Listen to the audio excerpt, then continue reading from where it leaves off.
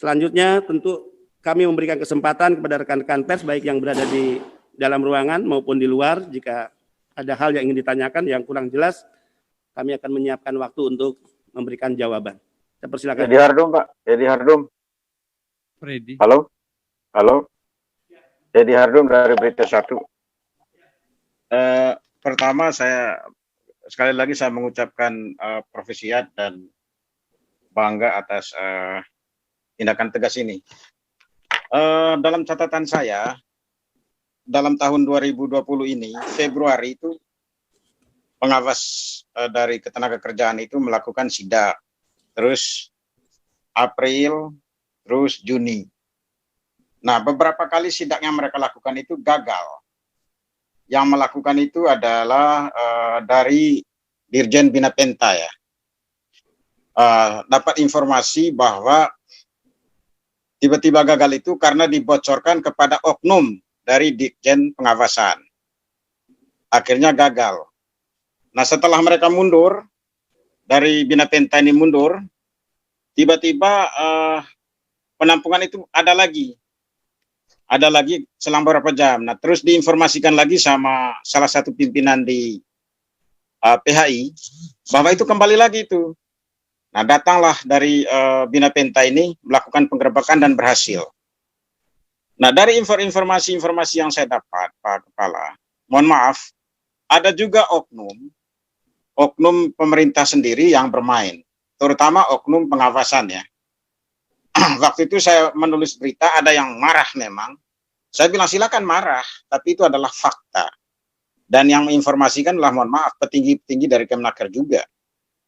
Kalau Anda mau telanjangin, kita telanjangin sekalian, ayo. Gitu. Akhirnya nggak berani juga.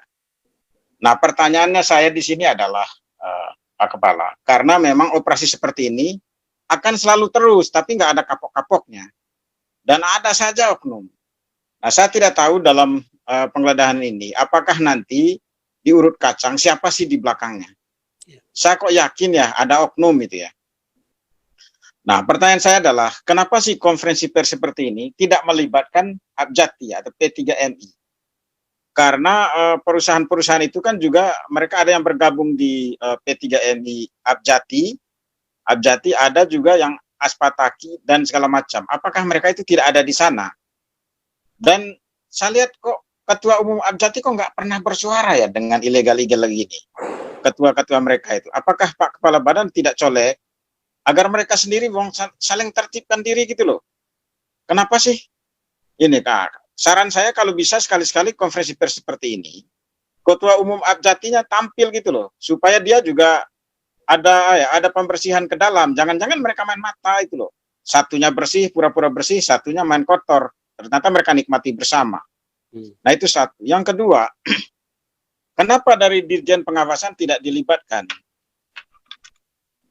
Apakah ada pembagian yang jelas atau seperti apa, tidak disampaikan ke publik?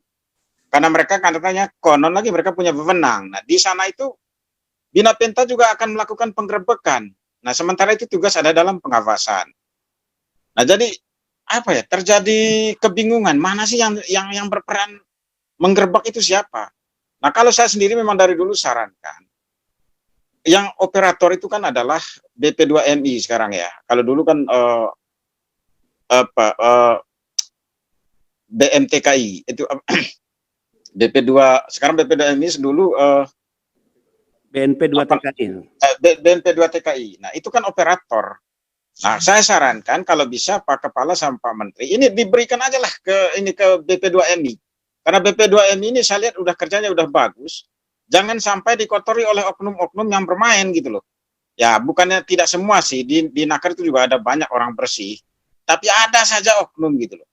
Nah, saya pikir teruskan ini, tidak boleh dicampuri. Kalau misalnya BP2MI, silakan terus BP2MI sebagai operator. Kemenaker itu cukup regulator aja lah. Dia cukup ngawasin perusahaan-perusahaan itu. Jangan ngurusin ini. Supaya oknum kotor itu jangan terlibat di sini. Itu aja, Pak Kepala. Makasih. Terima kasih untuk teman dari Berita Satu ya. Tanggal 18 Agustus 2020, dalam sebuah acara di gedung BP2MI, ketiga asosiasi, Aspataki, Himsataki, dan Abjati, dan juga beberapa asosiasi terkait mining agency sudah menandatangani sebuah fakta integritas terkait mendukung salah satunya pemberantasan sindikat pengiriman ilegal PMI. Ya.